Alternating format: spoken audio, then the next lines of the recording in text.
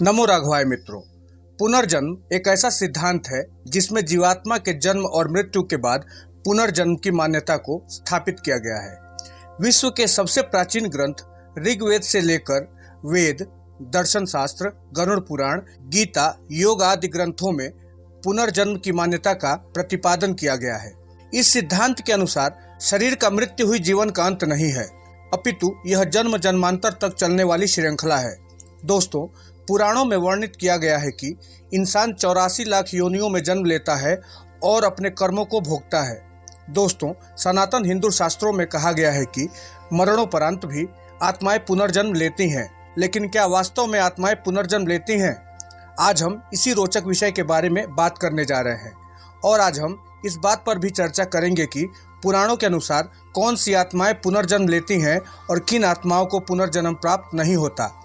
तो दोस्तों, आप सबसे आग्रह है कि आप यह वीडियो पूरी देखें, बीच में छोड़कर न जाएं और यह वीडियो अगर आपको अच्छी लगे तो कृपया आप हमारे चैनल को लाइक और सब्सक्राइब भी जरूर करें।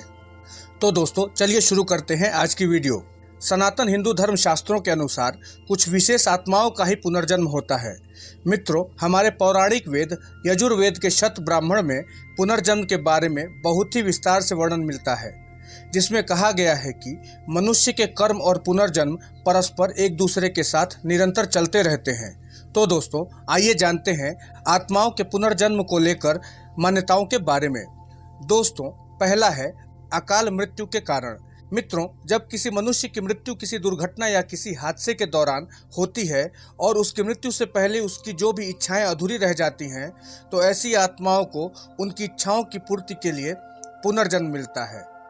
दूसरा है अधिक पाप करने के कारण।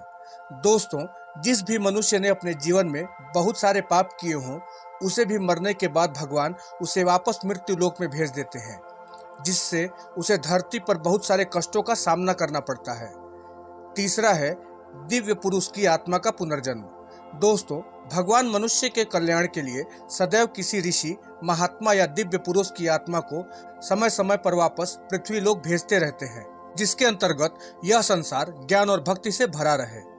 चौथा है पुण्यों का फल समाप्त हो जाने पर। दोस्तों, धार्मिक मान्यताओं के अनुसार कुछ आत्माओं का जन्म पुण्यों के आधार पर होता है। जैसे जिन मनुष्यों ने अगर अपने जीवन में थोड़ा बहुत भी पुण्य कर्म किया होता है और उसके पुण्य का फल खत्म हो गया हो, तो ऐसी आत्माओं को भी पुनः धरती पर भेजा जाता है पुण्य अर्जित करने के लिए। पांचवा है अपूर्ण साधना पूर्ण करने के लिए।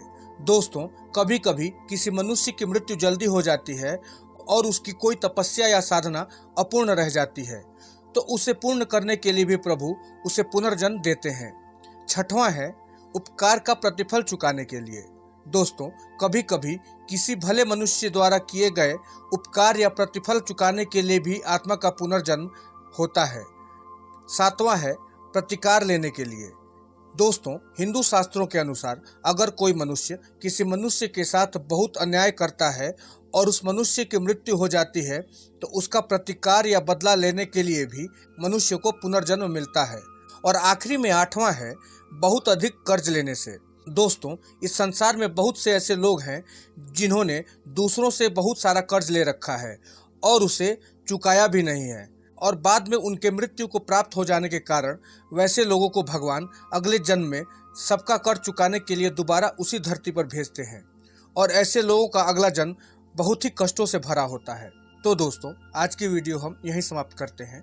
आपका यह वीडियो देखने का बहुत बहुत धन्यवाद।